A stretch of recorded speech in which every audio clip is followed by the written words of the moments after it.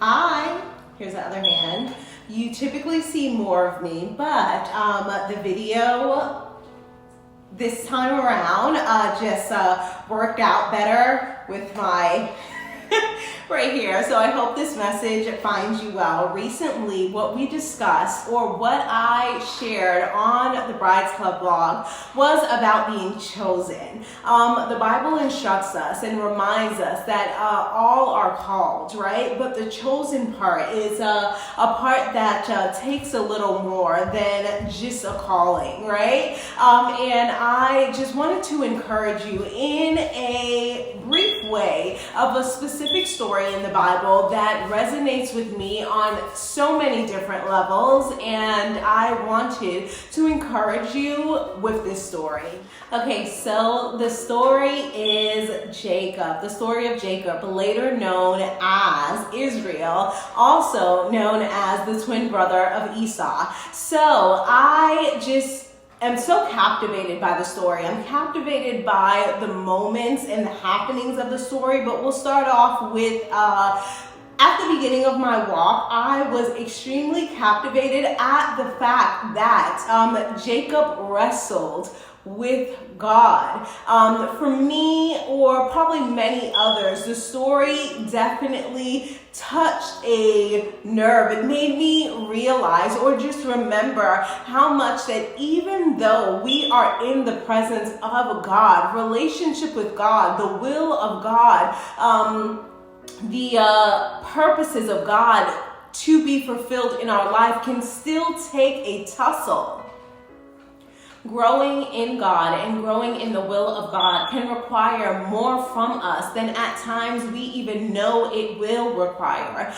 What marked me by just this story, or the wrestle that Jacob had with God, was that he's like, hey, I'm not letting go until you bless me. I'm not letting go until you bless me. And that is part of the story that will always stick with me.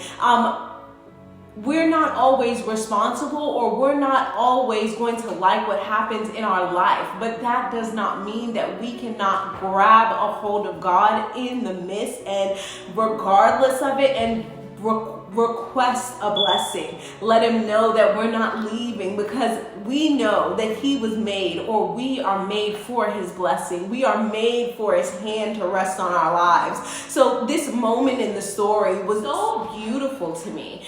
That moment just reminded me that in our relationship with God, some moments will just be us, just be me and God. And in those moments of intimacy, in that time, I can be reminded, or look back and be reminded, that God was there all along. He was with me all along. He indeed planned on blessing me all along, and I was never alone.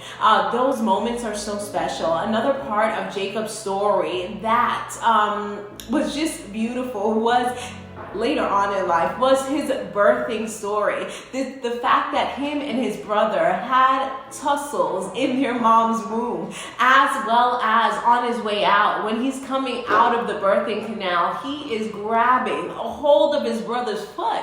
And I'm like, who in the world, what story, who does that? Who would come? What an entry. I wonder what the midwives in that room thought when they saw that baby boy coming out grabbing the heel of his brother, which is so funny to me. But for me, on a more serious note, what that was symbolic of was, for me, his eagerness, his willingness to fight, or his willingness to go after, or just his desire to want to be here, his desire to want to be here on earth, to want to do what it takes, to want to go forth and fulfill his purpose here on this earth. Jacob wanted to be here, and God wanted Jacob to be here as well. That moment spoke to the type of person that Jacob was.